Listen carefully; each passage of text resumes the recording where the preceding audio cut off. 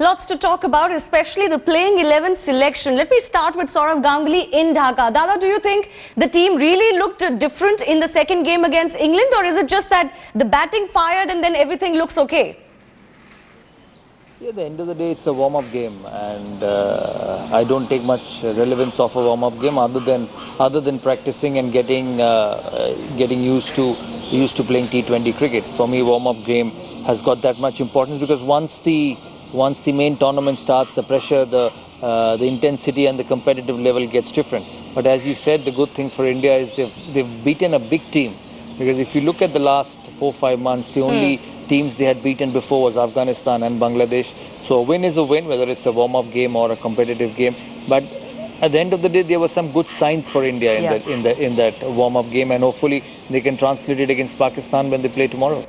Absolutely. Good signs for India. Ajay, what do you think? After these two warm-up games, what should be the combination for India? Should they play 3 seamers, 2 spinners, or 3 spinners, 2 pacers? I mean, a simple answer would be play your best 5 bowlers. But at this moment, I think our spin probably gives you a better edge. I mean, you don't have a choice between Ashwin and Ravindra. They do play every game.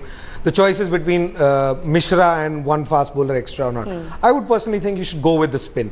Although, even though we're facing Pakistan. Even though you're playing Pakistan, because I think what you need against Pakistan is wicket-taking bowlers. Exactly. You will never win a game where you'll hold them back. You know, the style of game that they have. They can never be held back. But you can beat them by, picking wickets. And once the pressure comes on, India-Pakistan games, nothing else but pressure. So if you can put them on the back foot, and you have a better chance with spin. So, I mean, my choice would be to go with the spinner. Absolutely. And it's T20, really.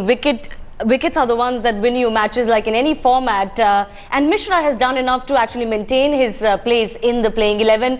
Dada, the opening, though, still looks dicey. Would you agree? Should Rahane open with Dhawan? Given Rohit's lack of form, that, of course, would mean that Rohit will not find a place in this playing 11. Yeah, if he doesn't open, I don't see a place for him in the 11 at the present moment, because you've got Virat Kohli at 3 and Yuvraj Singh at 4 and Raina at 5 and Dhoni at 6. Raina has been in very good form in these 2 warm-up games, so I don't see anybody else coming in the middle order. But my belief is that Rohit Sharma will open with Shikhar Dhawan. That's how it should be, at least for the first game, and then Dhoni can take a call whether he can afford to give Rohit Sharma another game, depending on the results of the game tomorrow.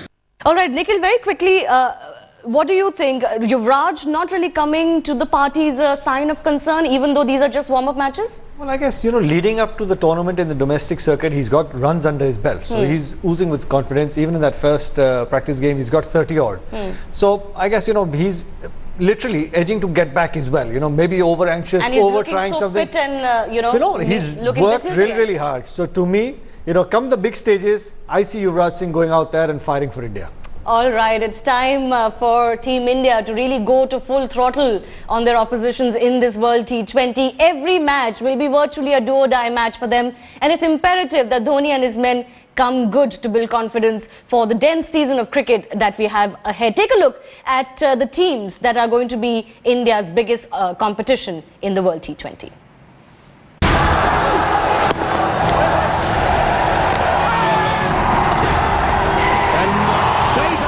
Pakistan, West Indies and Australia. 3 tough oppositions to crack. 3 potential threats to Team India's chances in this World T20 Championship. But Dhoni and his Devils are raring to go, because they have a point to prove to the world, to the fans and their critics that they are indeed a champion side.